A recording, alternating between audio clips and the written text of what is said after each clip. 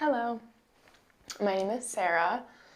I have been wanting to create this platform for a long time, and so I figured what better way than to start out talking about who I am and my journey with sobriety and spiritual awakening. I'll start from the beginning in childhood. Basically, with my parents, I came from divorced parents, pretty toxic relationship involving a lot of drugs and alcohol. And basically, my dad got sober, and as soon as me and my sister were born, he wanted to be sober and do the right thing, and he stuck with that, and my mom didn't. So I remember being young and me and my sister going to AA meetings with my dad, and then in AA my dad met my stepmom, and we moved into her house, and she had two kids, a boy and a girl. Moved into her house when I was in second grade. So me and my sister moved, started going to a Catholic school, started to have to read the Bible, and became super religious when we didn't really come from any religion. And then they ended up getting married, and so I had a stepmom. And so my stepmom now has been a part of my life since I was in second grade, so a super long time. And so growing up, my parents never drank, never did anything, so there was never any alcohol in the house growing up. And I started drinking probably around 16, just going to parties. And I've always been the type of person I've always been super outgoing and hanging out with different groups of people, different cliques. Whenever I was in sports, I was always hanging out with people that I did sports with. And then whenever sports weren't in effect, I was going to different towns. I'm from a super small town in Ohio, so we had other small surrounding towns and out in the country, and lots of parties and barn parties and stuff like that. And so I was pretty much a super heavy drinker from the ages of 18 to 27. And when I was 18, still in high school, I joined the Navy Reserves. And so I did that for 6.5 years. And, the military, they're pretty much all about drinking. That's the number one, reward system in the world, I feel is having a drink. You have a long day, you're stressed, go have a drink. And so when I was 25, I started to go through my spiritual awakening because I was living in Florida for the majority of the time, and then I would come back to Ohio in the summer because it was super hot in Florida and no one wants to be there. And so I would come back. I came back to Ohio in the summer of 2017, and I was going to school then, in the military, and also bartending. So bartending was my main gig, and then I was in the reserve, so I would do that once or twice a month. And when I was 24 in 2017, I felt so unhappy. I felt so depressed. I was in Ohio for the summer, and I didn't want to be there. I didn't want to go back home to Florida. I didn't want to go back to bartending. I didn't want to go back to school. I felt like I was doing all the right things by the book and what you're supposed to do in order to have a happy, healthy life. And I wasn't. I was so depressed. And so then I go back to Florida, and I realize that I just want to change my whole life around, and that I don't want to do anything that doesn't make me happy. And at this time, I had been meditating off and on for a year. So I started meditating in 2016, which really helped project into my spiritual awakening. Because then about a year later, I was realizing all of these things, and I stopped going to school. I stopped bartending. I bought a bike, and I would bike to my new work, which was at a corner produce market. So I was working under the table at a produce market, realizing that I didn't want to be in the military anymore, and I was doing yoga pretty consistently every day. I had joined my first yoga studio, and it was amazing. I was like not necessarily addicted, but I was stretching all the time, meditating all the time, realized then that I wanted to stop drinking, wanted to stop smoking weed, and I did that for a couple months. And then started drinking again because I was so proud of myself that I rewarded myself by going out with all my friends and yada yada. So that turned into, when I drink, I like to get belligerently drunk and black out, and that's like apparently my favorite way and only way that I know how to drink. Which is pretty funny because the first time that I ever took a drink, I was going into my freshman year, and it was with my parents. And my stepmom was like, oh, well, basically, like, you're going to drink in high school, so you might as well, whatever, have a drink with here, even though my parents didn't even drink. I don't know. And so I did, and I got so drunk, blacked out, woke up in the morning. I'd like peed my pants, and I had the worst hangover ever, and it was like the worst feeling. It was so horrible. I think I was like 14 years old even. And so now I'm 24. It was the 2017 solar eclipse. And that energy literally is what propelled me into my spiritual awakening. And so I realized then that I wanted to be a Reiki master. I didn't even know what that was, but I felt super called. And as I got all like the toxicities out of my life, I was just like getting download after download after download, and like my life was changing so rapidly. So I became a Reiki master that fall in Florida. And then realized that I wanted to be a yoga teacher. And I had only been practicing yoga consistently for a few months, but like a year before that, off and on. But never at a studio, just at home.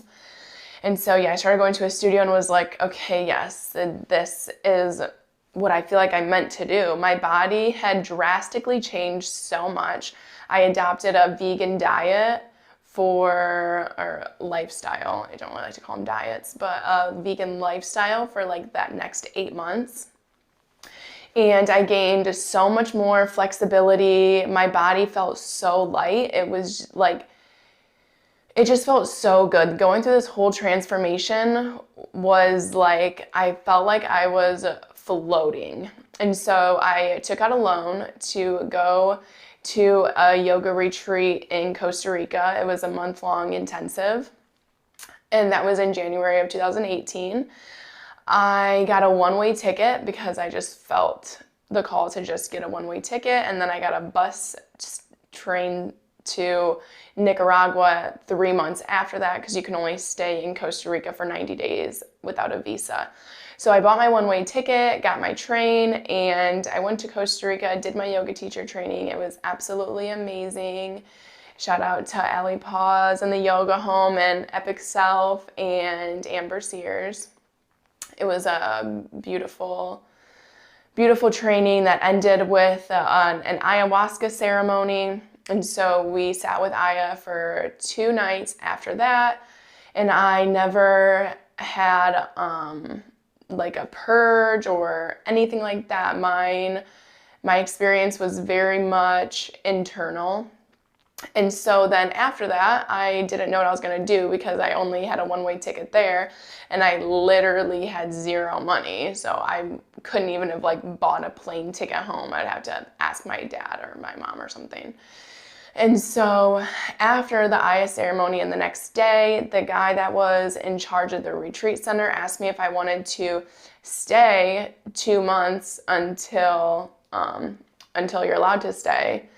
So the guy running the retreat center asked me if I wanted to stay for 2 months and do work trade. And normally it was $600 you had to pay and still do work trade and sit in ayahuasca ceremonies. So it was called a sacred water sanctuary, but they held medicine ceremonies. And so I stayed there for 2 months doing work trade and working. I sat in one more Aya ceremony, and I worked pretty heavily with Kambo, which is a frog medicine that really helps purify your body, and it's pretty intense. It's not a psychedelic. You drink a whole bunch of water, and then they put frog medicine on you, and you purge so much stuff that is literally hiding inside of your tissues, your body, and then a lot of emotions. So like a lot of different emotions will come up, whether it's anger, sadness, you feel everything. So it was a super deeply healing, transformative time for me. 1 minute I'm in the military, and so I got out of the military in December, went to Costa Rica in January. 1 minute I'm in the military, the next minute I'm freaking sitting in a jungle working with all these plant medicines, having these I don't want to say extraterrestrial experiences, because they weren't even like out of body experiences. They were very grounded and just exploring like spirituality so much. And so when I was in Costa Rica for 3 months, and then I came back, well, I went to Nicaragua and thought that I was just gonna find, I don't know what I thought actually. I was just wandering. And then I had my mom buy me a plane ticket to go back to Florida, and my roommate that I had in Florida drove me back to Ohio because she was from Indiana. So she drove me to Ohio on her way to Indiana. And when I got to Ohio, my grandma went into the hospital. So it was kind of like I came home at the perfect time, because then a few days later, my grandma ended up passing away. And at this time, I was living back with my dad and my stepmom in Gibsonburg. And I didn't know what the F I was like doing with my life. I had just came from Costa Rica, super deeply transformative spiritual experiences where I really got to focus on self-care and self-healing. And then I come home and my parents are like, okay, so are you gonna work, or like, what are you doing? And it's a little ass town where there's nothing to really do. There's no yoga, there's like no anything. I had no guidance. I was so lost. I became so depressed. My stepmom ended up like kicking me out. And so then I went and lived with my sister and her boyfriend and her 2 kids, and their house was already crammed. And so it wasn't comfortable. And then my sister's boyfriend didn't really want me to be there anymore. And so I was just kind of praying and knowing that like, okay, well, something's gonna come along. And so my friend Mindy, I saw on Facebook that she was offering a bedroom for rent for $300. And so I got a hold of her. And I was like, I can't really afford $300 right now, but I could afford $100. And I started teaching at this yoga studio, a hot yoga studio in Fremont. So that was the first yoga studio that I'd ever taught at. And it was a great experience. I met my good friend now, Bonnie. She introduced me to another yoga studio in Catawba. So then I started working in Catawba, and for more money, more people, and it was like more students, and that was really nice and fulfilling. So I was teaching yoga. I had a place to stay. I had my own bedroom. I was paying $100, and it was nice. Mindy was super amazing to live with, so I just felt so grateful. Still in a very deeply healing process. I was still remember being depressed, not really wanting to go out, drinking here and there. I lived there for a year. And so then after being there, I felt the call to go back to Florida. St. Pete is my home. I love St. Pete. I love my sisters there, my family. Like, St. Pete will always have a special place in my heart. And so I felt the call that I wanted to go back. And so I went back to Florida, ended up falling into a super toxic situation, went back to bartending and was getting super drunk, fell back into cocaine, and it was just like a cycle, because I've done that before, so it was just a cycle that came back around, and that was a struggle for a year. And then the whole like pandemic happened, and that was crazy, and lockdowns, and I ended up living outside of my mom's house, my biological mom's house, in her camper. And it was such a crazy, epic time. And so what did I do then? So that was,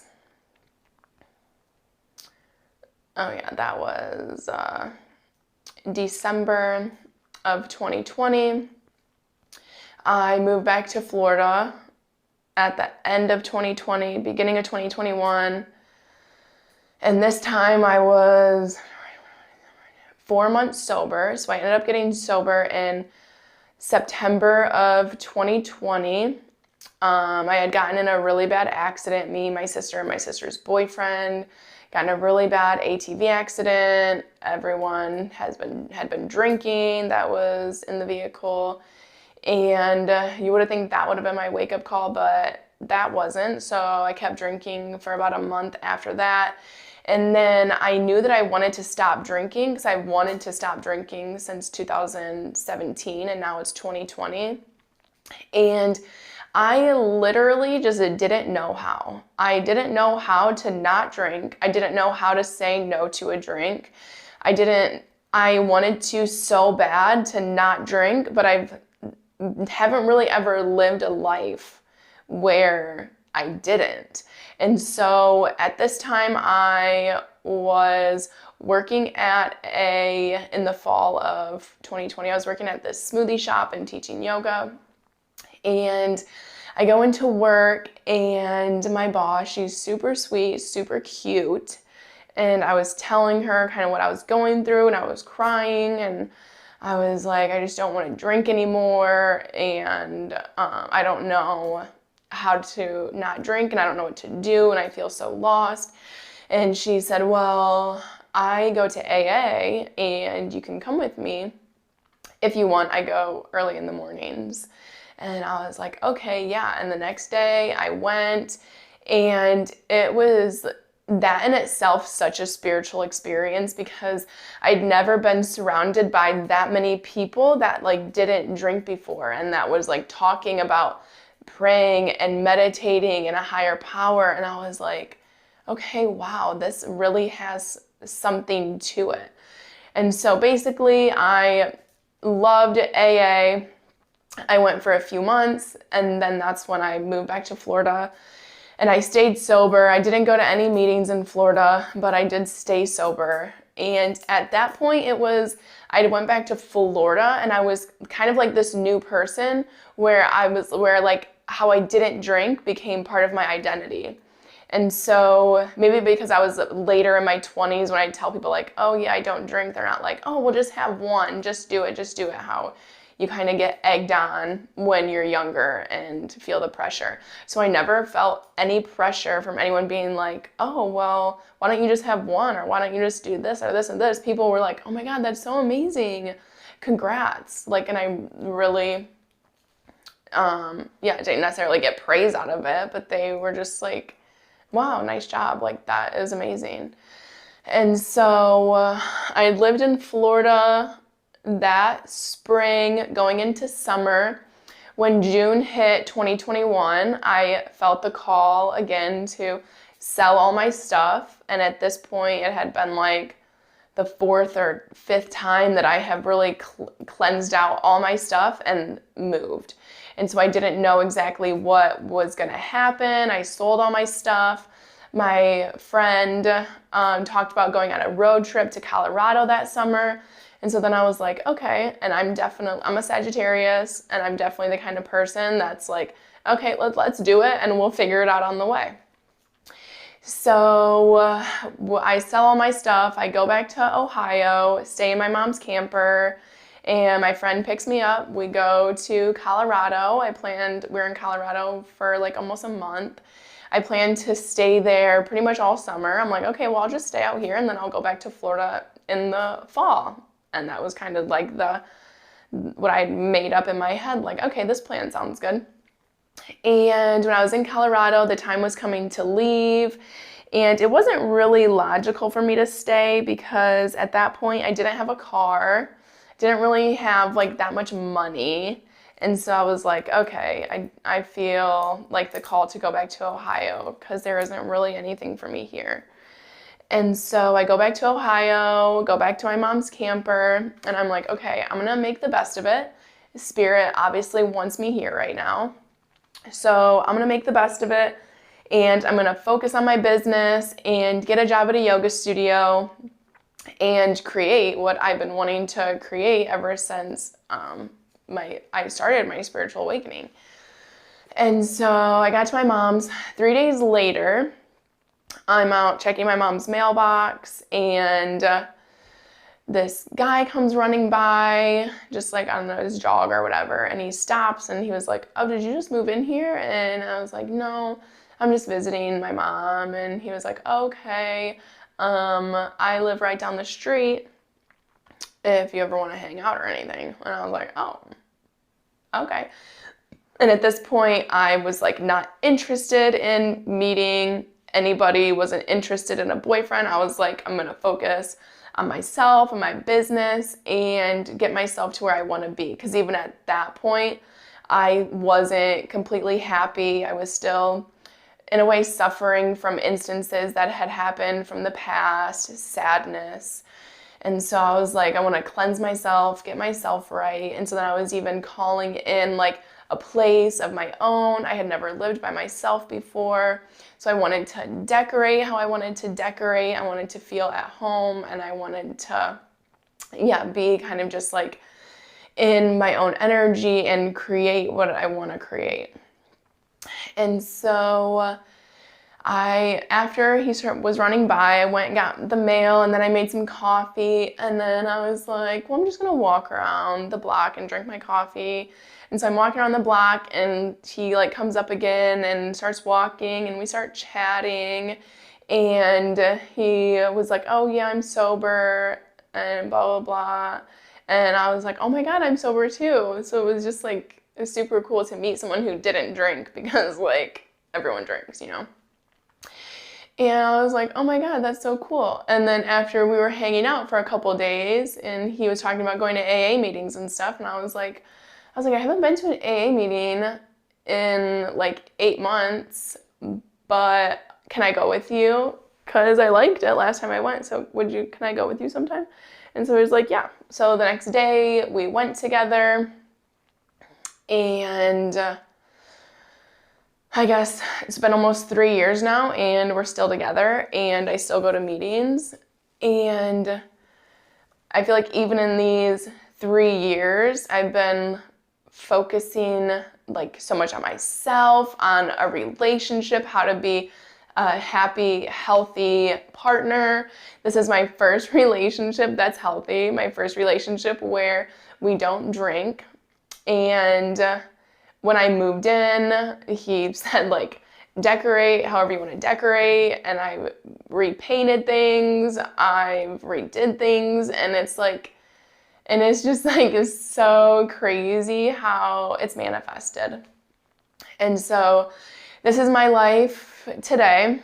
I live with my partner in Sylvania, where my mom lives, where my little sister lives, and one more thing that I'll touch on, my mom.